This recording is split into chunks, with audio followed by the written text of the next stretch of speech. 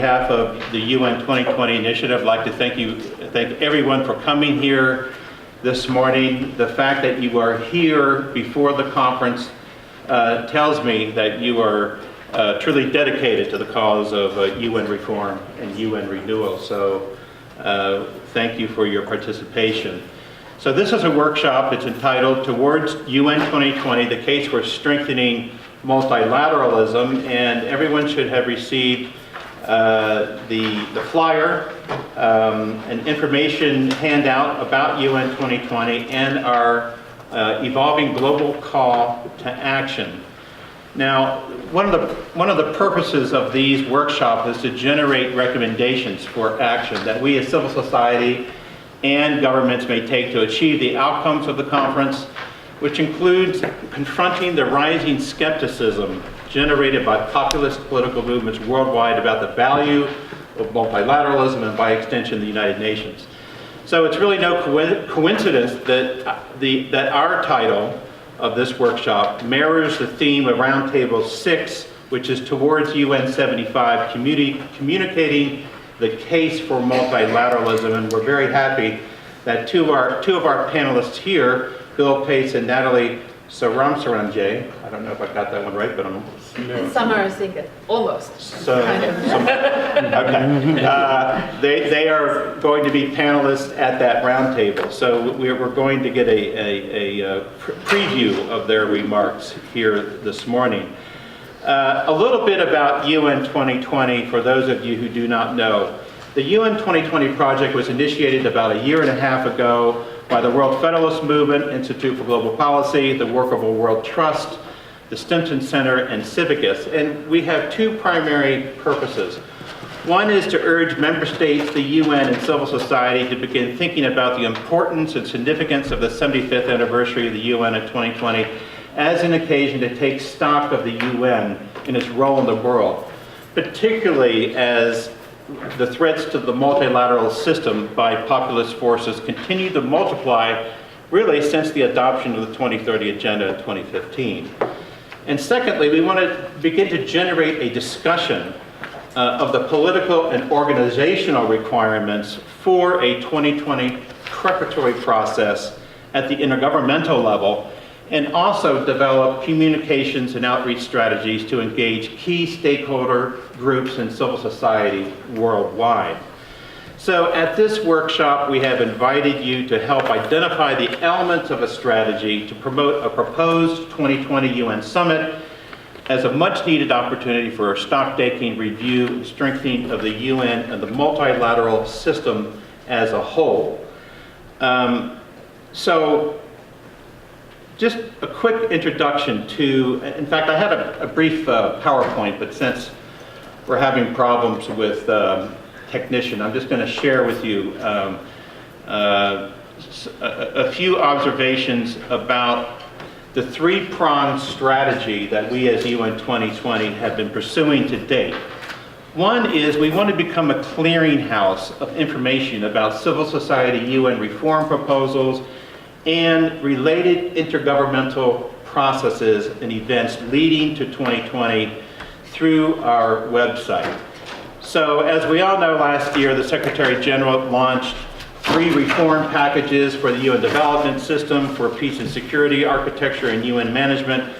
That is in various stages of review and approval by the General Assembly. And moreover, there is a wide range of UN treaty review processes, mandated reviews of other UN bodies, and a review of political agreements such as the 2030 Agenda, the Paris Agreement in 2020, as well as other commemorations such as Beijing Plus 25. These are all taking place at or near the recommended 2020 Heads of State UN Summit on UN Renewal, Innovation, and Reform. And for those of us who were at the HOPF last month, we know there was much discussion about how to ensure that the HOPF at head of state level taking place in the General Assembly in September of next year, together with the climate summit called by the Secretary General, will provide the impetus for necessary course corrections that will be required if member states are to honor the commitments that they made in 2015 to achieve the SDGs by 2030 and meet their nationally determined contributions to reduce greenhouse gases as agreed at the COP in 2015. I was wondering what all that rattle was about. Okay. Sorry, I apologize. Okay, thank you. And so that's one prong of our strategy, is to be a clearinghouse for information. So the question before us is what happens next after 2019? How do we continue to build upon this momentum in the 2 years ahead? Our second prong of our strategy is intergovernmental strategy. And so, and we've been focusing our efforts for the last year and a half, working with the ad hoc working group on the revitalization of the General Assembly, which is a part of the GA. And every year, this ad hoc working group conducts negotiations for an annual resolution that is adopted in September. So for example, this ad hoc working group,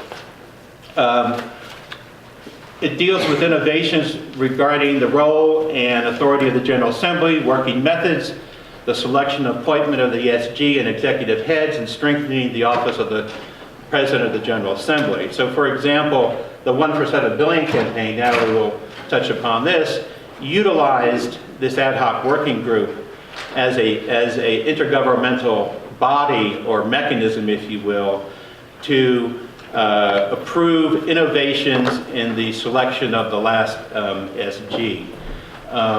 So beginning in February of this year, there have been 5 thematic debates, followed by the negotiation of a zero draft resolution that was introduced by the co-chairs of Croatia, Ambassador Drobnik and Ambassador Mejia of Colombia. So at these thematic debates, there were positive statements that directly supported the call for a 75th anniversary of the UN as an occasion for stock-taking renewal and a reform by Uruguay, Canada, the co-chairs of the ad hoc working group, Norway, the European Union, and other states. And there were a number of member states that also made supportive comments of multilateralism in general. Now, the zero draft resolution, as I mentioned, was introduced by the co-chairs in May, and there was language supporting UN 75.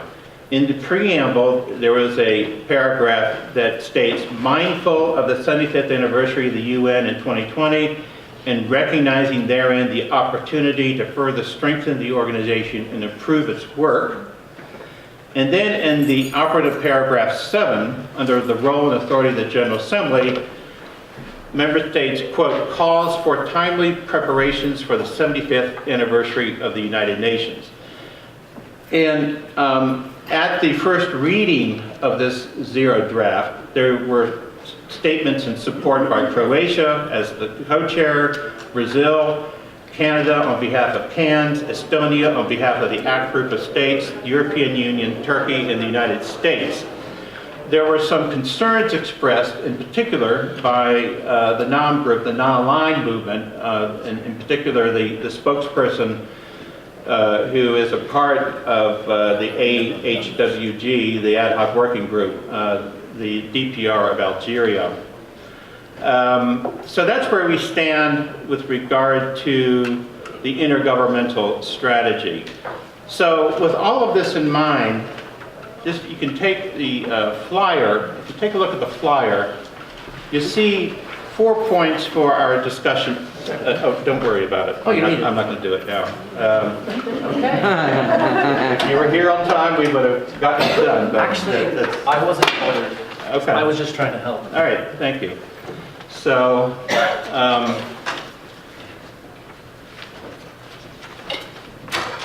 anyway, so you look at our agenda, we've got a number of items for your consideration. One is how to secure support from governments at the UN and national capitals for timely preparations for the 75th anniversary of the UN. Secondly, to identify the desired elements of a broadly based multilateral process leading to a proposed summit. Thirdly, to develop and harness international civil society initiatives, campaigns, and coalitions committed to progressive global governance reform. And then lastly, to review our UN 2020 Global Call to Action as a means to help build an agenda for a renewed UN. And the Global Call to Action, again, is among the documents that you have before you. So to kick off the discussion, I'm very pleased that we have three very esteemed civil society leaders of UN and global governance reform who will provide further background on both UN 2020 and other related initiatives. And I'd like to invite first Bill Pace, who is the Executive Director of the World Federalist Movement, to speak about the history of UN reform efforts over the last few decades, and also a bit about the genesis of the UN 2020 initiative. So, Bill. Well, thank you very much, and I am very impressed at how many of you were able to get into this building at this time. And on tropical New York conditions. I think we are at a point where the crisis of confronting international organizations, multilateralism, confronting the integrity of the constructive aspects of the international legal order that have been established since World War II, which was the most destructive war in all of history, and it followed on a previous war that was equally destructive. So we are in 2018 confronting a world order that is, I think, in crisis conditions on a whole spectrum of issues. And the organizations that joined together to establish this 2020, I think, recognized this a few years ago. At the time, I think we were hoping that we would be in a more positive situation, but in fact, since we began this 2.5 or 3 years ago, conditions have significantly worsened.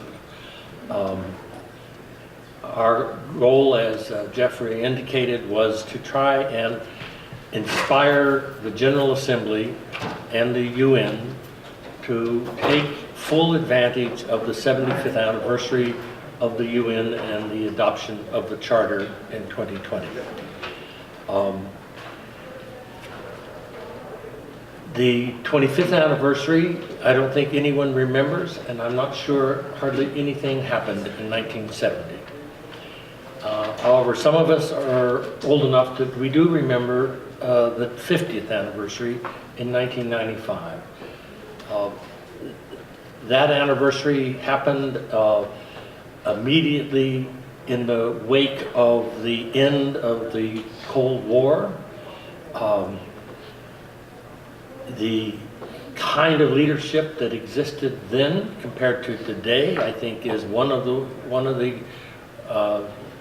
ways that we should be looking at it. I just think of the leadership of the United States and the leadership of Russia compared to those times is a good example of I think the challenges that we are confronting.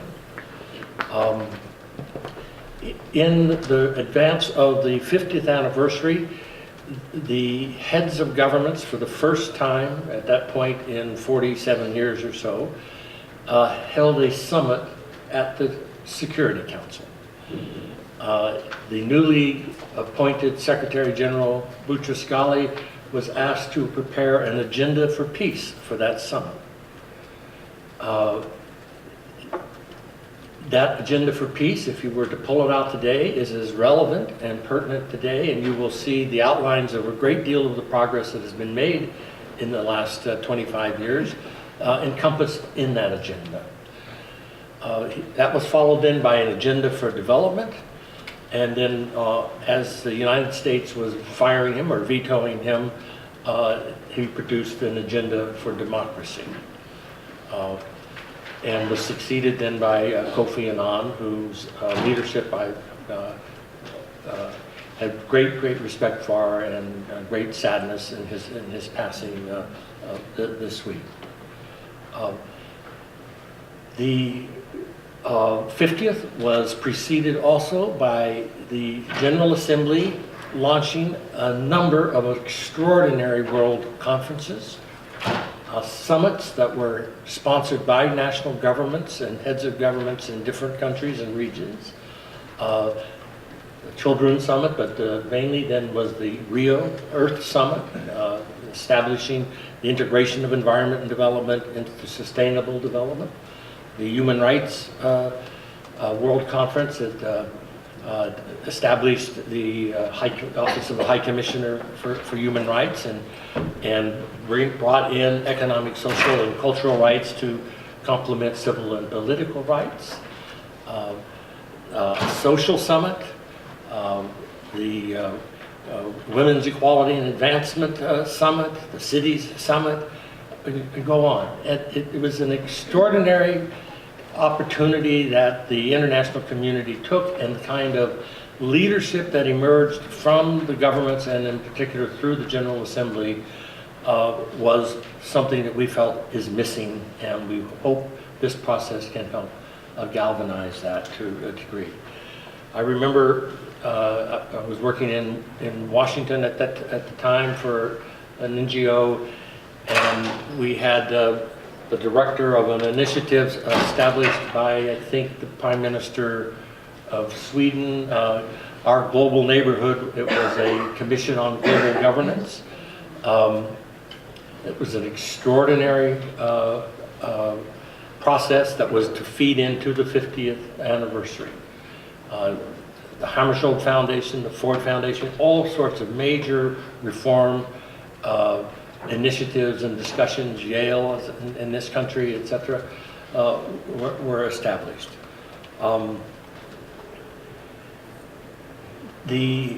Incidentally, those processes, I believe, were the beginning of the so-called +5 processes. So after the summit had occurred, then 5 years later there would be a renewal.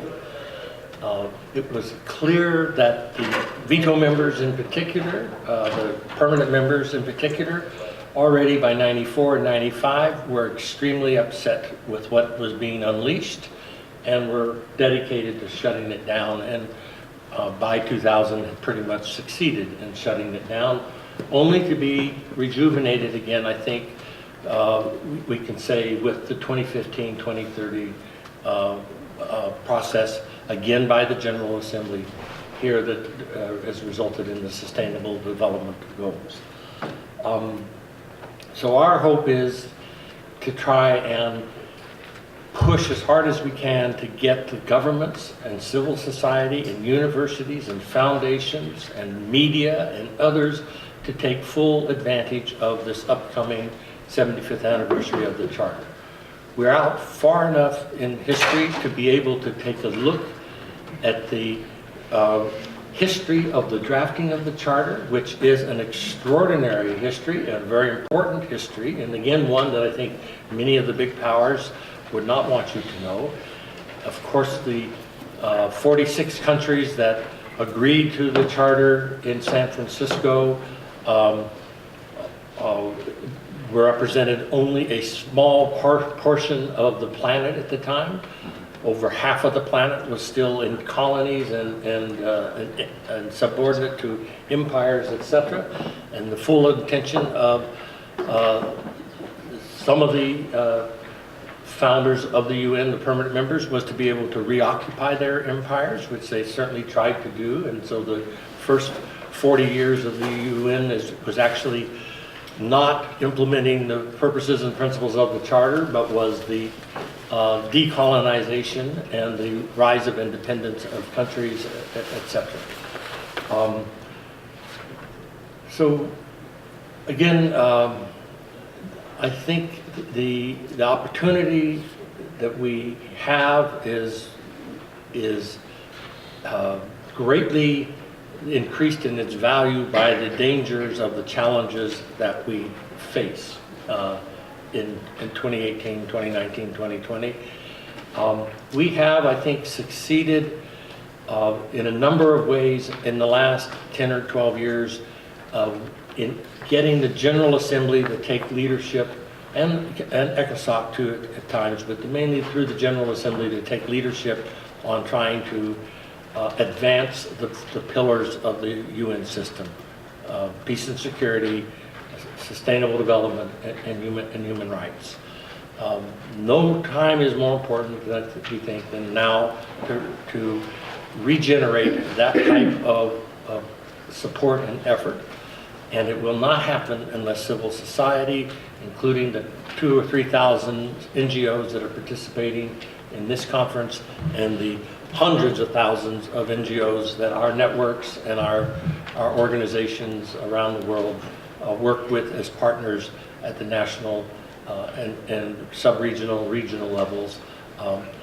And our hope is that those of us that want to achieve the purposes and goals of the Charter will take leadership and brand the 75th anniversary. And the last thing to say is that it will be many things for different groups. For some, it might be the completion of a process, of an initiative. For some, it might be the advancement of an initiative. For some, it might be the launching of initiatives. I hope we can convince some leaders, governments, heads of governments and government groupings for themselves to initiate processes. We are clearly the very, very different global situation as I've described. What led up to the 1995 summit was an extraordinary leadership, and we don't have that at the moment. So if it's going to happen, we're going to have to help generate it. And my organization and our group are dedicated to working as close with you as possible and trying to help promote this. Thank you very much. Well, thank you, Bill, for giving us this historic overview leading up to this moment into 2020. And I think we would all agree we have a very unique opportunity to take advantage of in 2020. I'd like to now turn to Natalie, who is the Executive Director of UNAUK, where she has worked since 2006.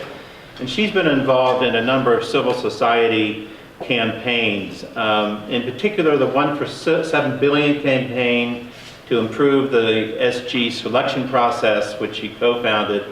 And in May of 2018, Natalie was awarded a New Shape Prize by the Global Challenges Foundation for her proposal on a truly global partnership helping the UN to do itself out of a job. We'd like to hear a little bit about that.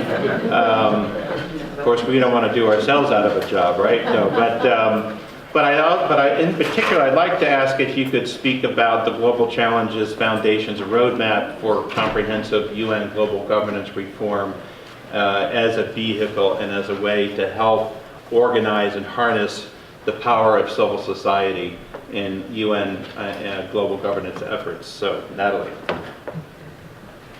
Thanks so much, Jeff, and thank you all for being here. I'm really keen that we do make this a workshop and have some discussion. So I'm going to start off with a few lessons that myself and colleagues, this is a bit of a 1 for 7 billion campaign reunion, the lessons we learned in our efforts to try and make the SG process a bit more transparent and inclusive. And then I'm going to set out what I hope are a few points for us to consider as we start working in earnest on a strategy to UN 2020. So let me just start with my sort of 7 key takeaways from 1 for 7 billion. First, and I'm glad we put some emphasis on engaging the media and communications, because I think, you know, as small NGOs like UNA, we don't often put any money, time, thought, effort into branding. But I think one thing the campaign did that was hugely important was focus on finding a name that made us feel like a big global movement from day one, and a name that resonated in many different parts of the world, that was easy to translate. I'm sure my colleagues were fed up with me saying, can we make it a hashtag? Can we put it on a t-shirt and a mug? But it really did help create a sense of something that was not just NGOs, you know, who are UN nerds working on this, but something more. I beg your pardon. I think only. I count myself as one. The second lesson is to leverage what's already there. So we are not the first people to think about, oh, how can we make this process better? In fact, Bill and colleagues were heavily involved with that initiative 10 years earlier. So what we did is we used that base, that coalition, to provide us with a sort of go-to base of support. And we also looked at which states and which groups of states had expressed support for reform, however vague, in whatever format or forum in the past. So we could basically claim from the outset, look, this is a campaign that has a substantial amount of support, including by big blocs such as NAM. And that was really, really helpful. Our platform was strategic, but not idealistic. So, of course, we looked at everything that's wrong with the process, and that was pretty much everything. That was our starting point. But we also looked at, what is the maximalist ideal solution that we had? And we tried to work backwards from both to come up with something that was implementable, pragmatic, something that might find broad support, and something that we could make progress on quite soon, because 3 years isn't a long time in the lifespan of UN reform efforts. We made some really hard calls early on. Probably the one I found the hardest was not joining forces with those who just said it has to be a woman this time. That, I think, would have been, it's something we we all wanted. It's something that would have helped us gain support and publicity. But we felt that it also undermined the emphasis that we had on ending the practice of regional rotation, because so many were saying, well, there's never been an Eastern European imposed. So there was a lot of hard calls we made, but we also felt that the female SG campaign was well served by others. So we looked at our place in the ecosystem of NGOs. We had flexible proposals. That's my fourth lesson. So sometimes our recommendations were really specific. What elements should be included in the ad hoc working group resolution, drafts. We were very, very specific. We provided language. But sometimes we were intentionally vague. So we wanted to have some language on civil society involvement, but we didn't want it to be too prescriptive, because then states would seize upon that, they would remove that, they would try and say, well, you said that, and you can only do that. Similarly, with the single term, we thought it would be important to call for it, but we didn't say whether that term might be longer or how many years. We didn't need to spell all of that out. We also had a flexible theory of change. So I think our approach was to push for a resolution that would give us a broad framework and allow for creative implementation of the resolution and our proposals. We had the privilege of working with a PGA who was very keen to do that. So the informal hearings with candidates, the dialogues became the webcast sessions with some, albeit limited, civil society involvement. We also didn't really make a lot of progress on vetting mechanisms for candidates. But the fact that we had a public list meant that we could go out to journalists and say, you guys should be doing your job in doing the vetting. So we tried to be flexible in how we got the outcomes we were desiring. We spent a lot of time engaging future stakeholders, my sixth lesson. So colleagues in New York spent so much time reaching out to future PGA candidates, states that were coming on to the Security Council, and that was invaluable. We in the UK, we accosted the poor incoming ambassador to the UN months and months before he took up his job, and made sure that everyone he spoke to said, this needs to be your priority. And we also reached out to a huge number of groups. So 1 for 7 billion wasn't just the usual suspects, but a wider movement, eventually of about 750 NGOs. And finally, I think we were helped by existing trends.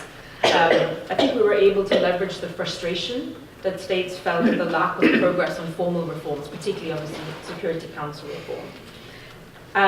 We gave them the option to be part of something that didn't require charter amendment, that would boost the GA revitalization agenda in a different way. And I think this, we felt this with the UK, it was a way for them as a permanent member to say, yes, we can listen, we can change, without actually formally ceding power, although of course once you have changed, then that changes the equation. So we tried to find incentives for everyone. I'm not sure for UN2020, all of those lessons will apply. We were a very focused campaign on a specific issue that wasn't a big reform in many ways. So a broad-based call for change is different. So I'd like to sort of throw these 4 points at you for our discussion. The first is narrative. I think in a way it's an advantage, because at the moment, if you call for UN renewal and reform in this current environment, it doesn't feel like an exercise that we're just doing because it happens to be the UN 75th anniversary or the International Decade of whatever. It feels like something that's real and urgent and necessary. But I think there's also the danger of reform fatigue. There's, all the processes that are currently going on that member states and NGOs are involved with. It's a big agenda. UNAUK is really excited about it, but it's really difficult for us to get partner NGOs that aren't working on the UN, let alone politicians and the public, excited about things like delinking resident coordinators from UNDP. When you look at it, but we could sort of start setting out a roadmap for that. It needs to be the middle, because I think in order to get anywhere, we have to demonstrate that we've already made progress. We need to have some quick wins. And it needs to be an endpoint for some kind of a tangible output, whether that's a declaration, a vision statement, or a roadmap. The third thing we've been grappling with, what I'd like to put to you, is objectives. What exactly do we mean by reform? Obviously, it will mean different things. I really hate it when governments say, what does civil society want? Because obviously, why should there be one simple answer to that? But I think that there's a way in which we can try and respect and harness the diversity of our efforts and viewpoints, but still move towards something that is a widely supported platform. So what we're doing with the foundation is trying to create a sort of portal that maps out all the big reform themes, identifies existing proposals that already have broad support and some momentum, and provide opportunities for refinement, for engagement, for endorsement, so that there is something along the lines of the civil society vision for UN reform. And finally, politics. I think we all know that if there is a silver bullet for UN reform, it is political will. We can all sit here and try and design the best possible UN, but it won't work if states don't play ball. And I think it serves states very well to put the focus on what's wrong with the UN structures. And I think we as NGOs, certainly UNA, often focus a lot on reforming the system, changing a mechanism, a process, and too little on lobbying our governments to do better. Mm-hmm. So I hope that the UN 2020 effort will really tackle this head on and look at how politics can be better managed within the system. There may be some processes that we can learn from, but also just really use it as a time to put pressure on states to do better and to behave responsibly. I think I'll leave it at that. Thank you. Thank you very much, Natalie. That was really, you've given us much to think about and discuss during our time here. In particular, a focus on lobbying, essentially, of engaging our governments. I mean, one of the questions that we as UN 2020 have had in our bilateral conversations with member states, with missions, is who are your champions? Not just civil society champions, but who are your champions among member states who actually want to get this summit off the ground and make it happen. So this is something, again, where we as civil society can collectively, if we can harness our capacity to engage governments, not only here in New York with missions, but at national capitals, that would be great. Now, finally, I'd like to ask of Volker Lehmann, who is a senior policy analyst with the Friedrich-Ebert-Stiftung New York office. Volker, I'd like to ask if you could speak about the results of the UN 2020 briefing that you hosted on the 21st of June, and also expectations for our upcoming UN 2020 strategy meeting in October that we've been discussing. Volker. Thank you very much, Jeff, and welcome again to all of you. And I'm really impressed that you made it in here, because I barely didn't make it because of the missing badges or what have you. So I'm the last in line here, and there's in a way very little to be said. We added so these excellent, both global historical outreaches and very honed strategic assessment of 1 for 7 billion, and also a future campaign on global governance reform. And so whatever I'm saying now, you will also probably notice is informed by earlier collaborations that I had with all of you in the 1 for 7 billion campaign. And I think this UN 2020 to a certain degree is a logical continuation of many thoughts that we had developed in what Natalie had already described. And so one of the earlier initiatives with UN 2020 that we decided we should have is a small brainstorming meeting here in New York in June, where we invited a few people, the so-called usual suspects, as it were, because they were relatively close by, and we knew they were dealing with these kinds of issues. And the maybe not so usual suspects or the wider cast of people who we knew, for instance, in Geneva, who were dealing with UN issues and elsewhere as well, to really ask us, okay, how do we go about this UN 2020 date? What needs to be done? Who does it and how? And so, I mean, I will be very brief about the outcomes of our discussions, because as it is often the case, we had much more questions than answers, but hopefully, some of the questions will also help us to develop even better questions and maybe some answers in the course of these next 2 days, and also then going ahead. I think I have to really agree on everything that has been said so far with regards how did we think about UN 2020 as a date. I mean, it is a beginning, an end, and something in the middle. We really felt at our meeting that we shouldn't think everything will be done at this date, and it is also too good of a date to let it fall by the wayside of just the regular declarations of UN member states, which they will undoubtedly be able to do, but it will not, we fear, add to very much if us from progressive side of affairs, from civil society, whatever you want to call us, do not nudge them to do a better job. And that is actually, of course, what we learned from the 147 billion campaign, that if you have the timing right and a few good messages and you find the right partners, there is a window of opportunity in which you can push things a little further. So that's very much about what needs to be done. Is it this one on-off affair or not? And I think the majority of us felt it is probably more a process rather than focusing on this very date. We also felt it was very important to have, I mean, I said it was a little bit of a smaller setting, but here in New York, the tale of the two cities sometimes is between Washington and New York, but the tale of the two cities, of course, is also the tale of Geneva versus New York. So we felt we should really have our discussion from the beginning with colleagues from Geneva, which I personally, since I'm not very often in Geneva, felt also very useful. They were able to tell us what is their reform processes, of which there are many, of course, in the human rights machinery. Where do they stand? Is there for them an impetus or a chance to push their reform agenda in the 75th anniversary any further? That is, of course, not the only other vision on UN 2020, but I think a very relevant from inside the boiler room of the UN NGOs, as it were.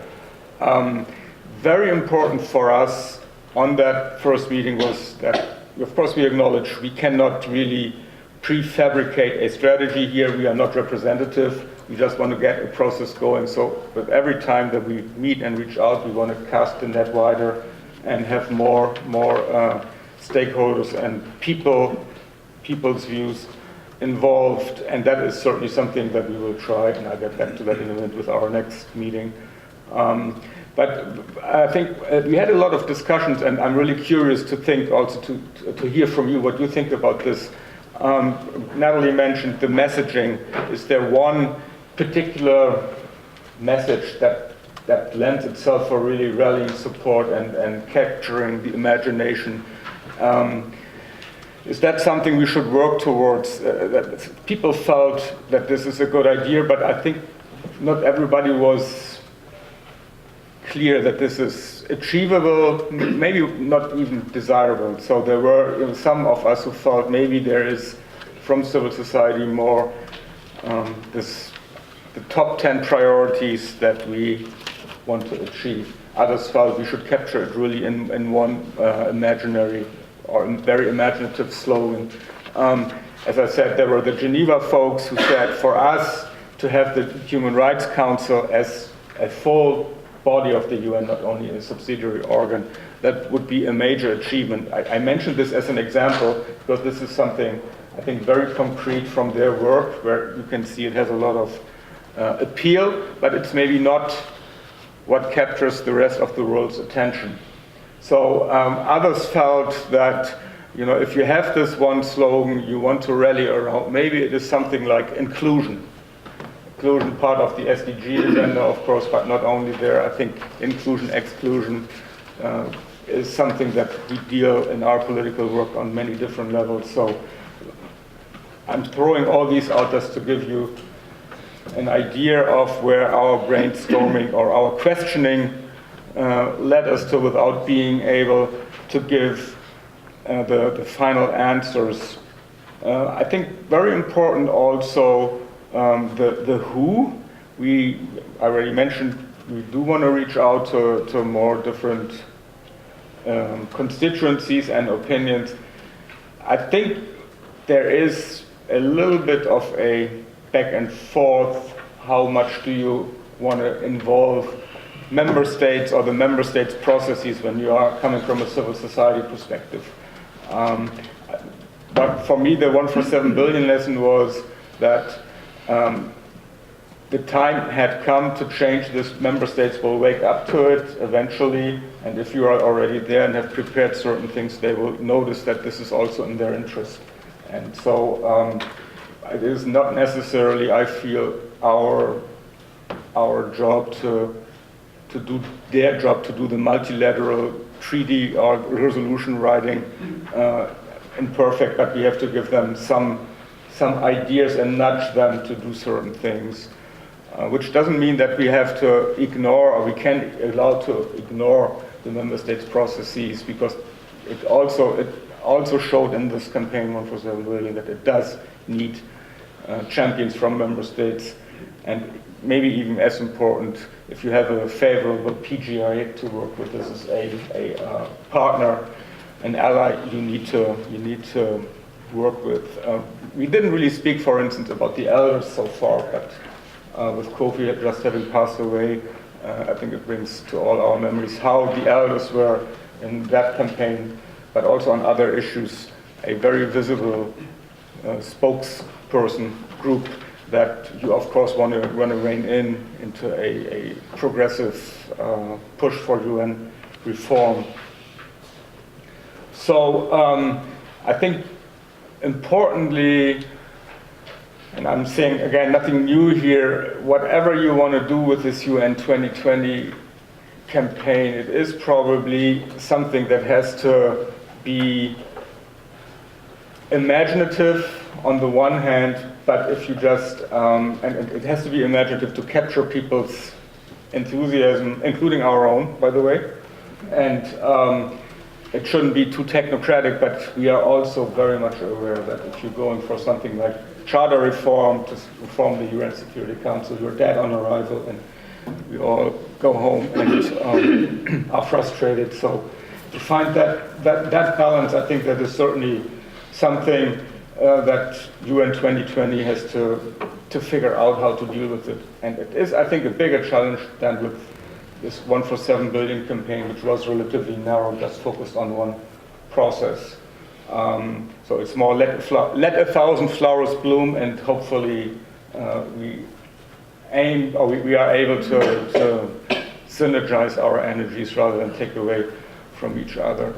Now, just very briefly, I mentioned we will have a second strategy meeting in the middle of October, 15 and 16 here in New York, where we hope to bring in a much more varied group of people, mostly, hopefully, people who are from different regions of the world and representing networks of organizations, of people, of constituencies and opinions, to really make sure that we have cast the net of ideas and enthusiasm as wide as possible. And there was also some discussion, and then I will stop, is this really something that can be driven by civil society as a bottom-up? The example of the 2015 agenda came up, or is this really something that is also a little bit more top-down or technocratic, because many of the SDG deliberations on the ground did not happen because all the grassroots organizations all of a sudden discovered their love for the UN. No, but it was also, of course, stimulated by the UN on the ground. And there's nothing entirely wrong about it, but this is maybe something also to think about or to think it through, who would be the right people to get into this discussion on the ground. And I stop here. Thank you. Thank you very much, Volker. So I'd really like to thank Bill with regard to civil society proposals for reform efforts. I'd like to open the floor up now for comments and perspectives and questions. Francis, and of course, introduce yourself and. Yeah.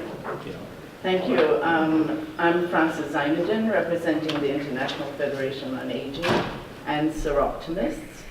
Thank you, Jeff, and for the panel. This was indeed a very interesting topic. Of course, multilateralism has been attacked over the years. This is not the first time. And of course, we are all here because we support the UN. I have 3 points, actually. I'm glad to hear that thought is given to the possible outcome of the 2020 process in terms of whether it's going to be an outcome document, a declaration, or whatever it is. And I just wanted to ask, or to make a point that most of these outcome documents are never binding, and we have to be aware of that.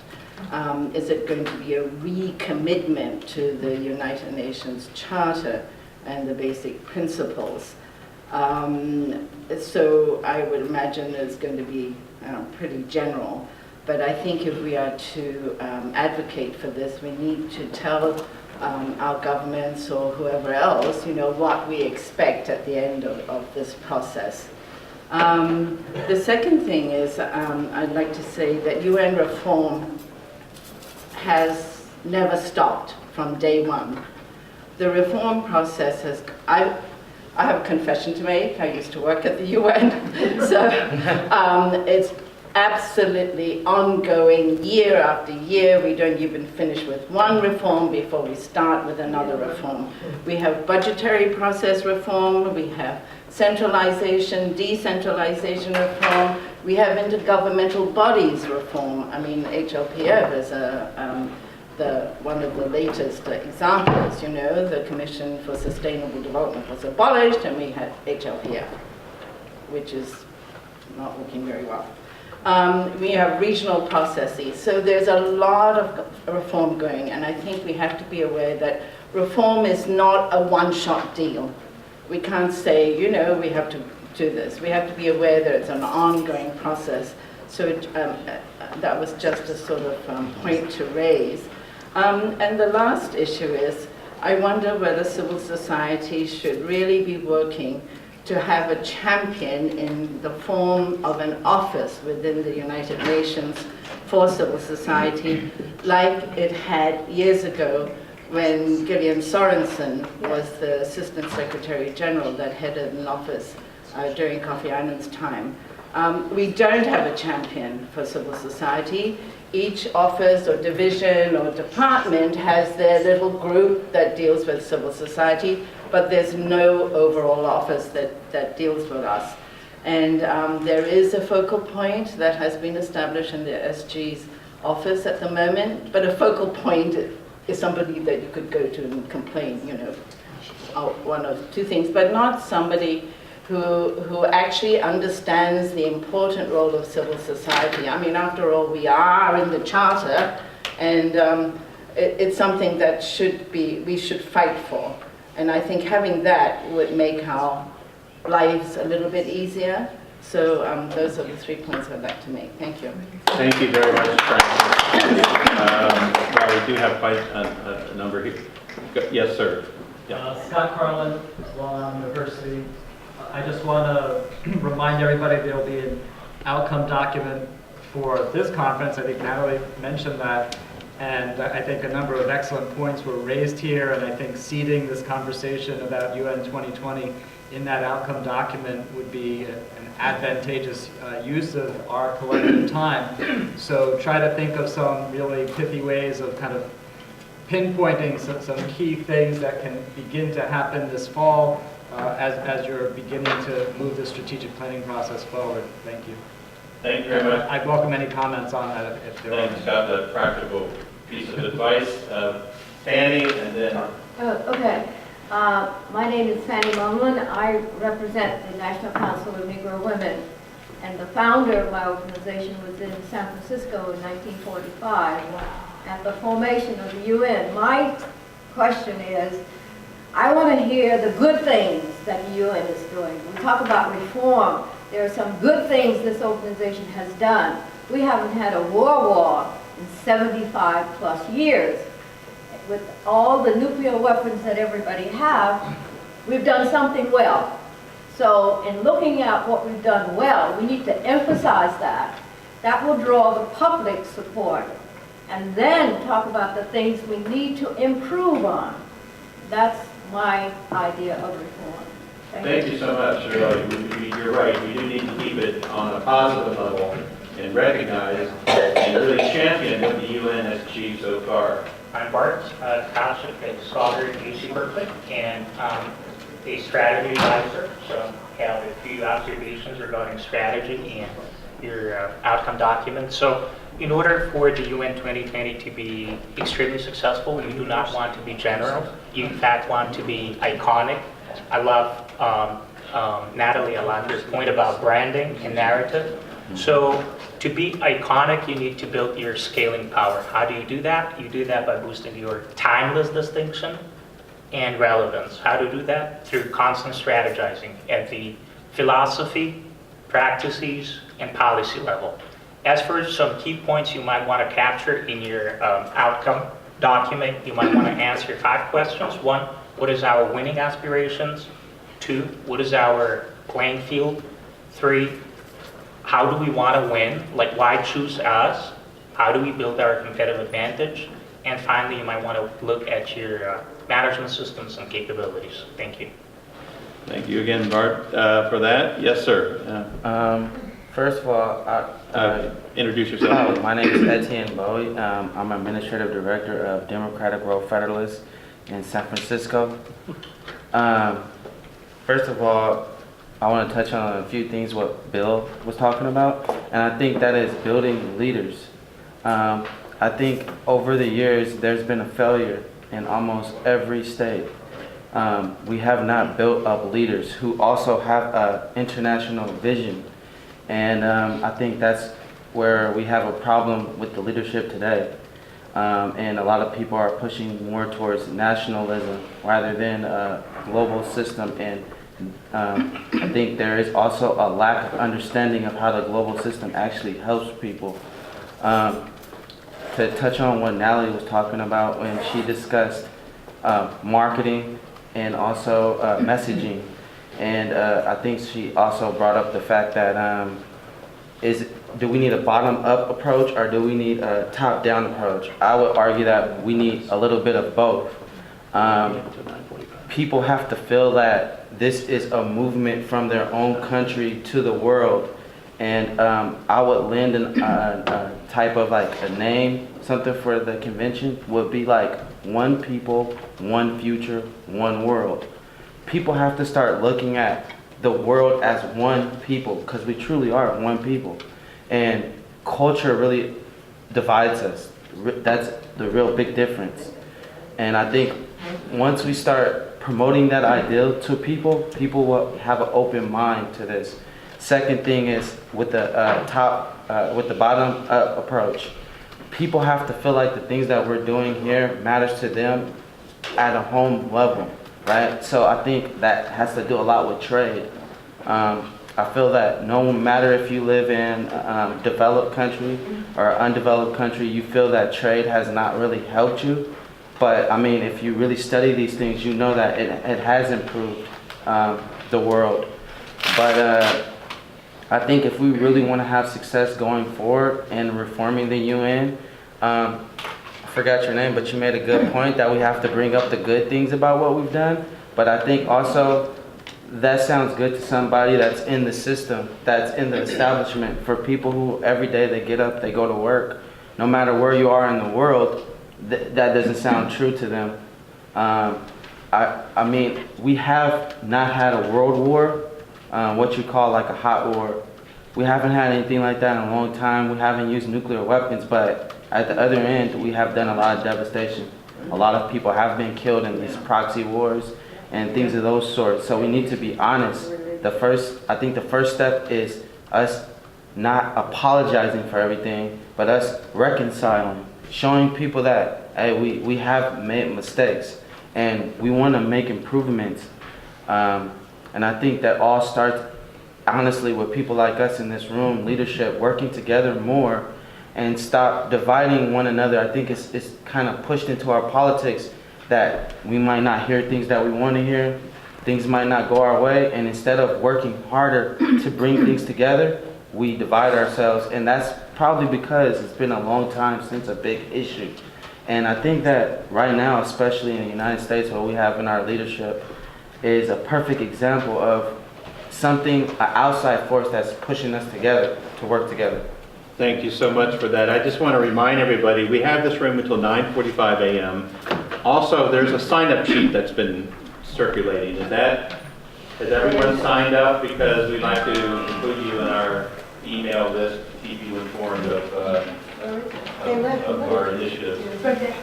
Sir, you in the back, go ahead and introduce yourself, please. Yes, my name is Chuck Barlow Jr. I'm the Executive Director of SASI, Saving Our Sons and Sisters International. I'm also a member of the GodShoe Global Overdead Seminary and University, which is GodShoe, and the New Future Foundation, the New Future Foundation, which is a part of the UN. I'm also a part of the UN RCE, of Greater Atlanta Advisory Board in Atlanta, Georgia, with Georgia Tech Serve, Learn, and Sustain. One of the reasons that the UN said to Georgia Tech in that region that you all need to have a regional center of expertise is because of the amount of HBCUs, historically black colleges. Unfortunately, the historically black colleges are really not a part of these sustainable conversations. And I think that the UN RCEs, there are over 200 UN RCEs around the world. All of them have a youth network and a K through 12 working group. However, these organizations are not utilizing these great committees that they have put in place to help to sustain this work. I think if we go back and look at what we've already created at the UN RCEs that are all around the country and all around the world. Can you explain what's a UNRCE? A UNRCE is a United Nations Regional Center of Expertise. There are over 200 around the world. There are over 200. Some of them are active, some of them are inactive.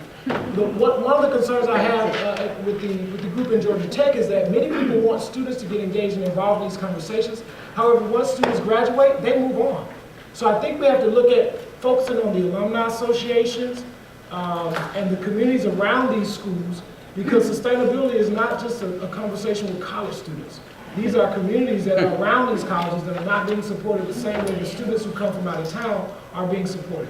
So I think as we just talk about some of this work, there's already some great work being done. There's already some things that have been established. However, we need to go back and look at, are they working effectively and how can we make them better? I really appreciate that. And I just want to say for those of you who have made comments and those who have not been able to make comments yet, we want your ideas, so please share them with us by email. Yes? Good morning, everyone. Beth Blissman, UN rep for the Loretto community. And I just wanted to raise a question. What if we took as our model, hard to do in a room with no windows and artificial everything, what if we took nature as our model for action moving forward? If we really want to be bold, and the SDGs address this to some degree, but we're still pretty stuck in a Western mechanistic, legalistic framework. World doesn't work that way. Many cultures know that. I dare say many of the 128 countries who voted to abolish nuclear weapons in the face of Earth understand that. Just a thought. Great. Thank you. I just wanted to, and you are? oh, sorry, Margot Lazaro, and we are co-sponsor this workshop from the President and Coach and Chair of the NGO Committee on Sustainable Development, New York. I just want to mention there is a roundtable today on this issue, and two of our speakers today are on the panel. So do you want to mention when that will be and where? Sure. So that's going to be at 4:30 to 6 p.m. in conference room 4. Thank you. Yeah. Thank you so much for that. Yes, sir. Yes, so my name is Jake Block, and together with Rosa Lauwers here, we represent the Wish Will May Foundation. One of the things that I learned in my life till now is that if you want a kiss, you don't ask for it. You do stuff and you maybe get a kiss back. So, related to the reform part, the reason why we set up this foundation is that the internet has grown, and it's a big thing in the last couple of years. And something else has changed, and one of the things that has changed, and perhaps could be a topic of the greater good of the UN itself, is the thing of privacy. And every single meeting I attend about this topic is confronted from the problem perspective. Somebody is damaging your privacy. But we call it the privacy opportunity. But it's an opportunity that hits every individual, but could only be addressed globally. So if you look for an organization that wants to, say, support the privacy opportunity, who would it be? And in my opinion, that's why we're here, it could be the UN. So I see a direct relationship between dignity and human rights on an individual level and the privacy opportunity. So maybe this is a thing to address. Thank you so much for that. Well, I'd like to suggest that we can, do we have any other final? No, that's fine. Okay. Well, I'd like to first of all thank our panelists once again very much, and for everyone for your participation in this conversation. We look forward to continuing the discussion during the course of the conference at the roundtable later this afternoon, and we'll be in touch. Thanks again.